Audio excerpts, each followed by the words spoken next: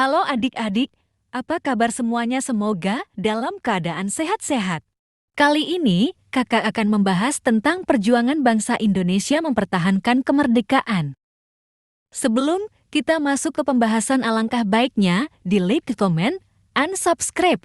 Mari langsung saja kita masuk ke pembahasan.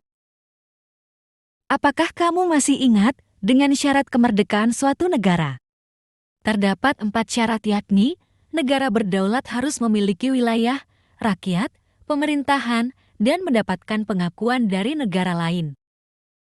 Saat Indonesia merdeka, secara proklamasi pada 17 Agustus tahun 1945, syarat yang keempat belum ada. Pengakuan negara lain tersebut penting untuk suatu negara bisa mendapatkan haknya di dunia internasional.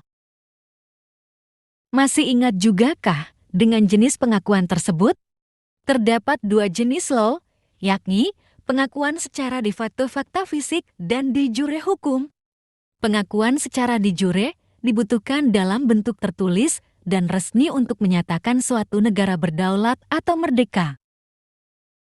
Banyak terjadi perjuangan mempertahankan kemerdekaan dan ancaman disintegrasi bangsa, khususnya pada tahun pertama proklamasi. Mari kita bahas satu-satu. Insiden Hotel Yamato di Surabaya. Aksi ini berlangsung pada malam hari, 19 September tahun 1945 atau sehari setelah kedatangan pasukan sekutu dan Belanda yang tergabung dalam aliansi. Mereka menempati Hotel Yamato di Jalan Tanjungan No. 56 tanpa adanya izin dari Karesidenan Surabaya, bahkan juga mengibarkan bendera Belanda.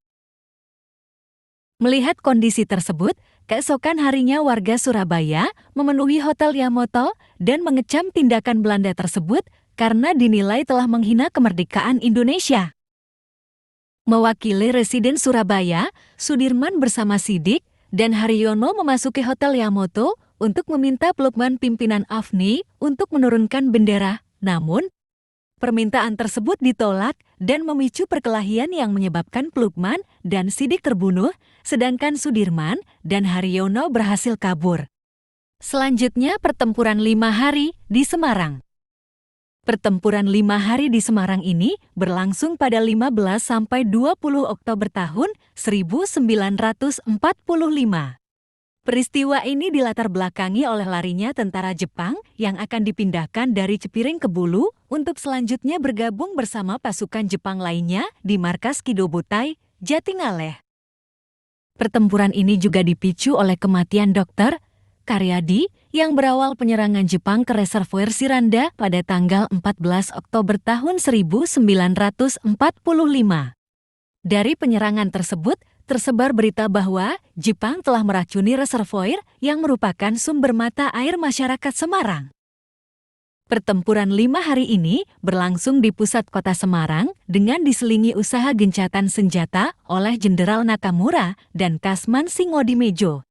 Sampai akhirnya, sekutu datang ke Semarang untuk meminta gencatan senjata dalam konferensi di Hotel Pavilion pada 20 Oktober tahun 1945. Demikian pembahasan mengenai peristiwa dan perjuangan kemerdekaan di Indonesia. Jungle.